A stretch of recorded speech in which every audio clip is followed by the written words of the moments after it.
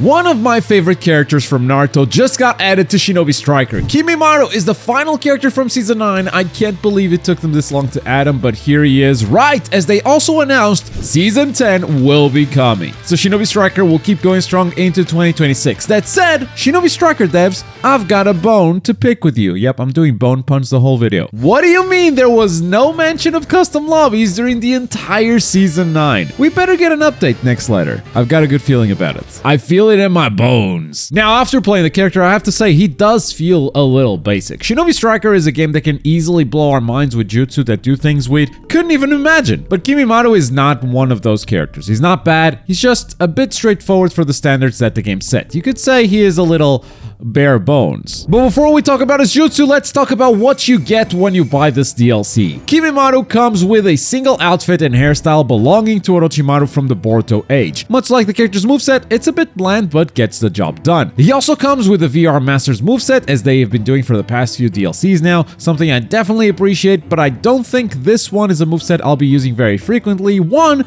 because I love my katana on my attack type, and two, because the moveset is just fine. I like the attack flurry, it looks really awesome, but the finishing move is just kind of underwhelming. After all that, it's just blah. But it does come with a cool ninja tool that can be used by every class type. It is the fingertips that Kimimaro shoots off his hands. And they behave a little like a kunai. You've got 4 stalks of them, just like a normal kunai, but the cooldown is slightly faster. Again, not a very creative ninja tool, but it's effective, so you gotta throw them a bone. But you might be asking, who the hell am I to judge this character? And I'm so glad you asked. I'm a rogue ninja from the Manta village, where ninja wear Manta Sleep masks, the sponsor of today's video, on their foreheads.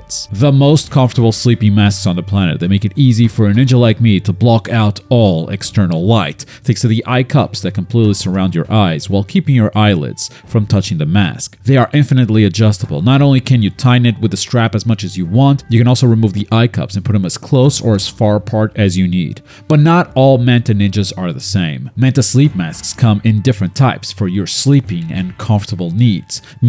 I use the Manta Sound Sleep Mask. It has Bluetooth speakers that allow me to fall asleep listening to music. To stay alert and listen to ninja communications. Get your Manta Sleep Mask today, completely risk-free, as they come with a 60-day money-back guarantee, so you can try whatever mask you want, and if for some reason it's not a good fit for you, you can return it and get your money back. Plus, using my link and code Globku at checkout gives you a 10% discount. So you should probably do that. Thanks Manta Sleep for sponsoring this video. Let's get into his jutsu. First up, Large Dance, which is a counter attack that you can trigger without even getting attacked. So first you press the button and assume a counter attack stance. If you get hit by anything, it will trigger a counter where you straight up fly at the enemy while spinning and dealing damage. And you get a combo afterwards, most of the time at least. But the cool thing about this jutsu is that you can also just trigger the counter without being attacked. That makes it a better Killer Bee parry in my opinion. It just doesn't disable subs or anything crazy like that. In fact, the move is kind of just what you see. There's no secret properties or anything. Opponents can block it just fine. But given how fast it is and how much it travels, I got a lot of value out of this. Plus, if you actually counter an attack, you gain invulnerability during the counter. It even works against unblockable jutsu. The jutsu that you usually use to counter stuff like this, they don't work on the parry stance at all. If you're manually triggering the rush, then yeah, unblockable jutsu will just stop you. But if you actually parry, it will work.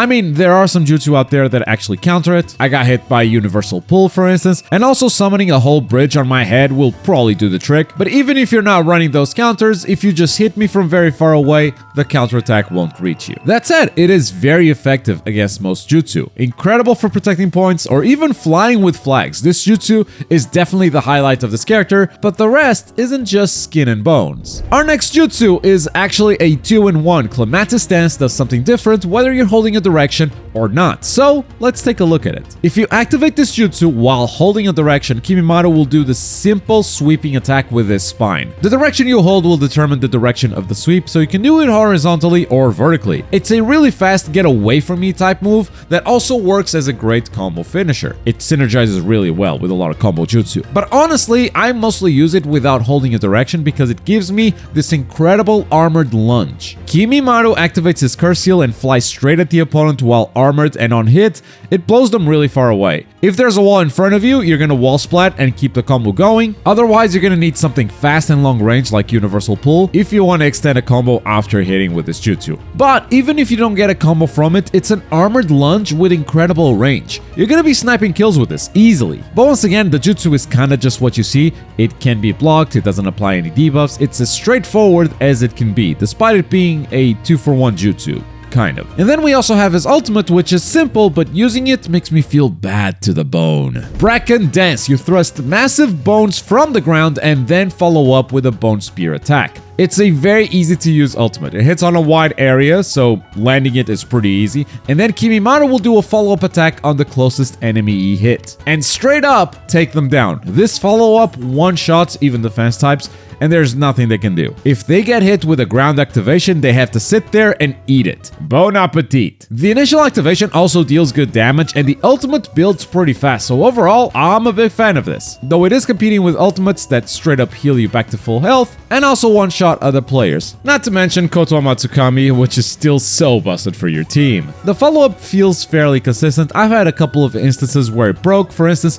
when it interacted with the Tornado ultimate, or in barrier battle because Gamma's barrier came back. But other than those edge cases, I feel like I can trust the tracking, meaning I feel like I have at least one guaranteed kill when I press the button, unless I completely mistime it, I guess. An ultimate so strong, it is sure to rattle your enemies to the bone, and with that, let's take a look at the character card.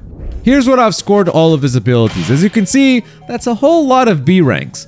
It's not that his stuff is bad or that I didn't have fun with the character, that's not the case at all. I am a sucker for combos in Shinobi Striker, and Kimimaro gives me a lot of that. But if I'm being fair in my rankings, I just can't go any higher because none of this feels very creative. I almost gave the parry an A rank because I actually parried an ultimate with it, but then the invulnerability ran out and I died anyway. Kimimaro has one of the coolest powers in Naruto in my opinion. There's a lot you can do with your bones, both on defense and offense, and I think his fight with Gaara and Rock Lee showed a ton of that. But for some reason, Naruto games usually struggle to make interesting movesets out of this character. Shinobi Striker isn't the first one to play him kinda straightforward like this. I think if you're a Kimimaro fan like me, you'll still enjoy the character, especially if you love discovering jutsu combos, but if you're just a Shinobi Striker player who enjoys playing attack types, I wouldn't say this stuff Kimimaro brings is really mandatory at all. It's cool, it's fun, but nothing new or extremely strong. But that's my opinion on the Kimimaro DLC. We'll be back during Season 10 to cover even more of this game. Make sure you're subscribed if you don't want to miss that action, because no, I am not done with this game. I am down to do this for another season. And I hope you guys are down with today's sponsor. Manta Sleep has been incredible for the channel, so make sure to check them out. And as always, thank you very much for watching. My name's Globku, and I'll see you next time. Bye.